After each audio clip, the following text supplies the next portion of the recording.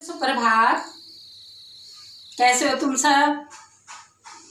घर से पढ़ाओ अभियान में आपका स्वागत है। आज का मेरा विषय है कविता कक्षा 7वीं के लिए। कविता का शीर्षक है शाम एक किसान। प्यारे बच्चों, कवि सर्वेश्वर दयाल सक्सेना ने यह कविता संध्या काल के लिए लिखी है। कवि इस कविता में सांझ का वर्णन, जिसको सांझ भी कहते हैं, शाम भी कहते हैं, संध्या भी कहते हैं, उसका वर्णन बहुत ही सुंदर ढंग से किया है। कवि संध्या को एक किसान का रूप देते हुए बहुत ही सुंदर ढंग से प्रकृति चित्रण करते हैं। देखिए, सबसे पहले मैं आपको इनके इस कविता के शब्दार्थ समझा दूं ताकि आपको सरलार्थ अच्छे से समझ में आ जाए। देखिए, आकाश का साफा बांधकर, तो यहाँ साफा शब्द आया है। साफा का अर्थ है पगड़ी, सिमटा का अर्थ है डूबका हुआ, दहक रही है, जल रही है। इसमें कवि ने एक दहक रही है शब्द का प्रयोग किया है। प्यारे बच्चों, पलाश के जंगल में जो फूल खिले होते हैं वो लाल कलर के होते हैं और उस पे फूल ही फूल होते हैं पलाश के पेड़ पर, तो वो उसके लिए उसने लिखा है दहक रही है। वो कहते हैं मीठी दहक रही है, उन फूल लाल लाल दिख रहे हैं। गल्ले सा समूह के समान, पूर्व में, पूर्व दिशा में या पूरब दिशा में, औंधी उल्टी, डूबा छुपा।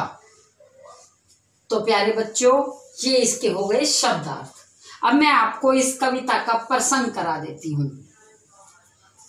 यह कविता हमारी हिंदी की पाठ्य पुस्तक वसंत से ली गई है। कविता का शीर्षक है शाम एक किसान। कवि सर्वेश्वर दयाल सक्सेना ने संध्या का बहुत ही मनोहारी चित्र प्रस्तुत किया है और प्रकृति चित्रण किया है। कवि शाम को किसान का रूप देकर कहते हैं, क्या कहते हैं? आकाश का साफा बांधकर सूरज की चिलम खींचता बैठा है पहाड़। कवि क्या कहता है कि पहाड़ आकाश का साफा बांधकर, आकाश को स्वाफे की संज्ञा देते हैं और पहाड़ को कहते हैं कि पहाड़ ने आकाश का साफा बांध रखा है। सूरज, डूबता हुआ सूरज लाल दिखाई दे रहा है, तो वो कहते हैं सूरज की चिलम खींचता। सूरज को चिलम का रूप देते हैं और कहते हैं सूरज की चिलम बना रखी है और वो आकाश बैठा है, पहाड़ बैठा है स्वाफा बांधे और हुक्का पी रहा है। घुटनों पर पड़ी है नदी चादर सी, पास ही पर्वतों में से निकलती हुई नदी ऐसी लग रही है जैसे किसान ने चादर ओढ़ रखी हो। पलाश के जंगल की अंगीठी अंधकार दूर पूर्व में। सर्द ऋतु का वर्णन है और कवि कहता है कि पलाश के जंगल की अंगीठी, पास ही पलाश के जंगल हैं, उनमें खिले हुए लाल फूलों से वह ऐसे प्रतीत होते हैं मानो किसान ने अंगीठी जला रखी हो।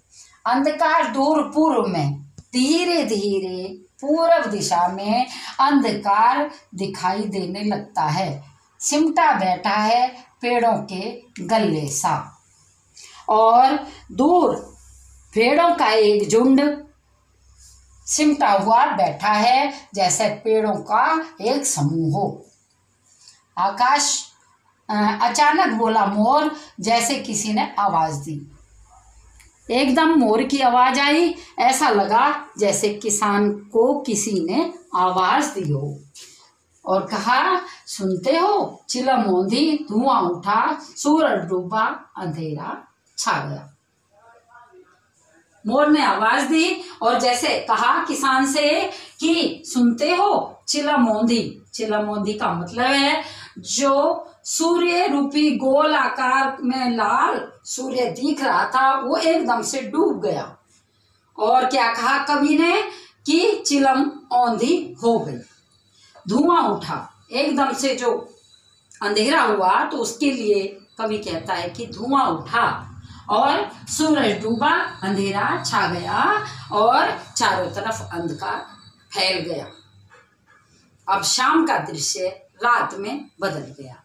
तो बच्चों, ये हुई आपकी कविता का सरलार्थ। 2 पद्यांश है इसमें, ये शब्दार्थ हैं, ये प्रसंग है। सरलार्थ मैंने करा दिया आपको, वो सरलार्थ आपको करके लाना है और इसके प्रश्न उत्तर भी करके लाने हैं अपनी पाठ्य पुस्तक में से। प्यारे बच्चों, विशेष में बताती हूँ, प्रथम पद्यांश में कवि ने बहुत ही सुंदर प्रकृति चित्रण किया है और कवि की भाषा सरल और प्रवाहमयी है। दूसरे पद्यांश में कवि ने संध्या को रात में बदलते हुए दृश्य का वर्णन किया है। भाषा सरल और सुगम है और प्रवाहमयी है। कवि ने इस कविता में शाम का, संध्या का बहुत ही सुंदर प्रकृति चित्रण किया है। तो बच्चों, ये हुई आपकी कविता। सभी को कविता का सरलार्थ कॉपी पर लिखना है और याद करके लाना है। कल फिर आऊंगी अगला विषय लेकर। ठीक है प्यारे बच्चों।